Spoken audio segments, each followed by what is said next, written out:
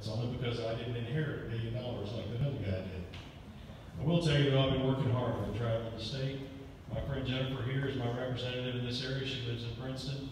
And my good friend Tim Neely there, he looks out for me, and I really appreciate, sir, you giving me the opportunity to be here.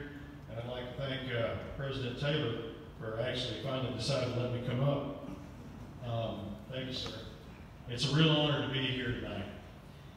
I am a retired U.S. Army infantry officer. I'm a combat veteran. I commanded the Sapper Company attached to 5th Special Forces Group in Iraq.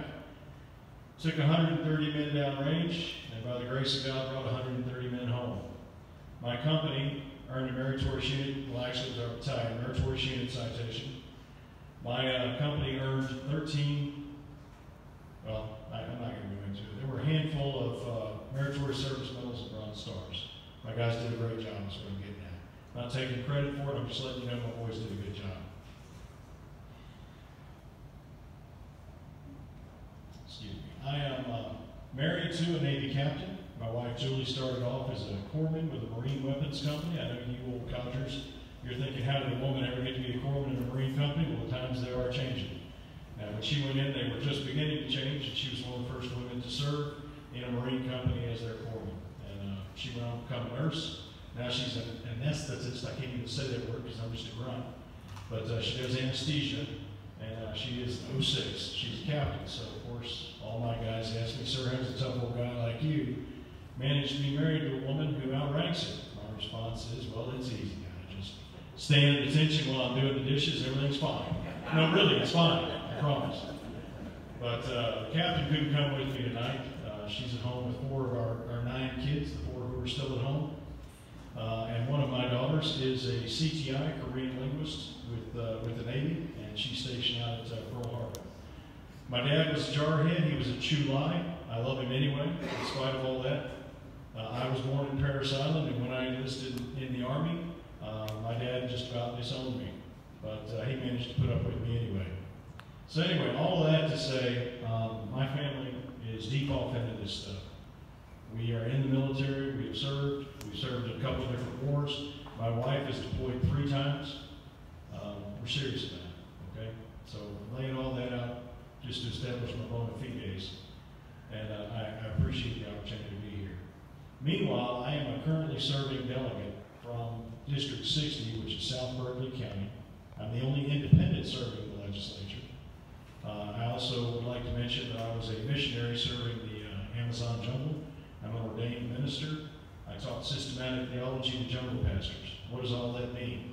Well, if you put all that together in a package, you have some idea of the background, the training, the experience, and the character that I have. Now, of course, you don't know me, so you have to take my word for it. And I'm a politician, so I don't blame you if you don't believe me.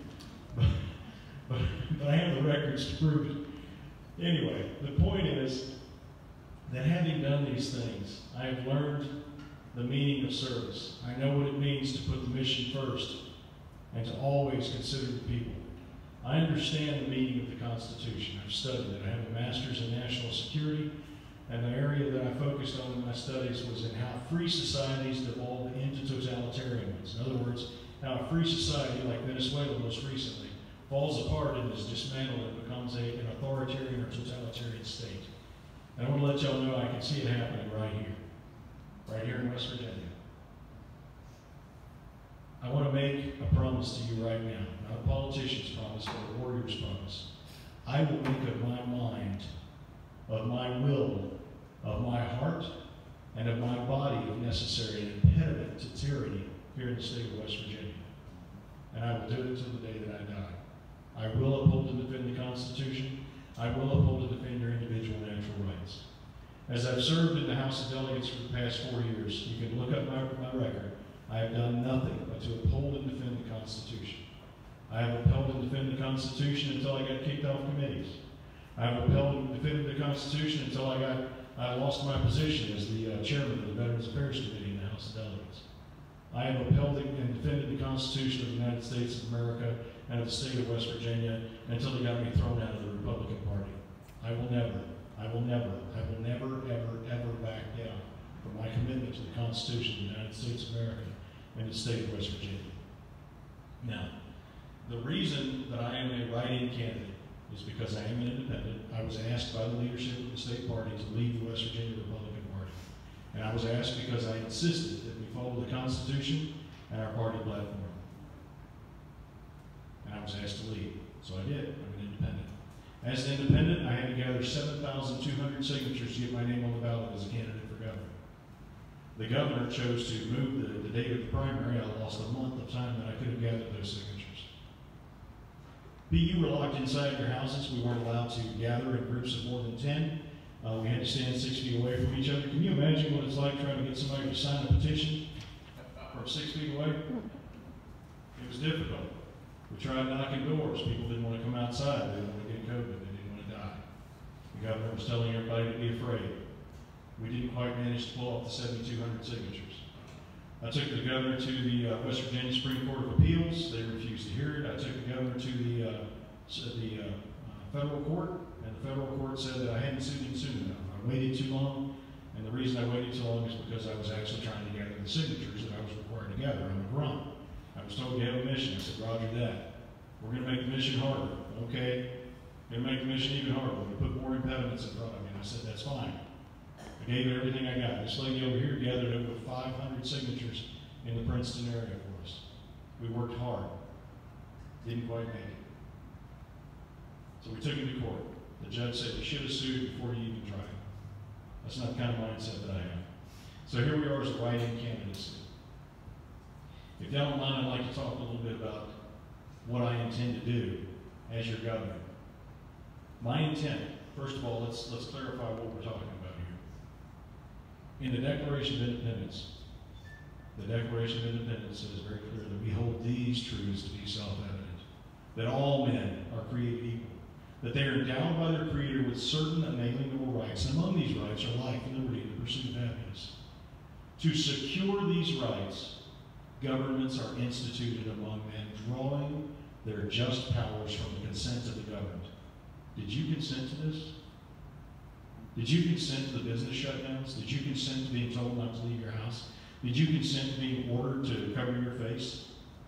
Did you consent to your governor usurping the authority of the legislature and appropriating funds, making rules without the consent of the people through their legislature? Did you consent to that? I didn't.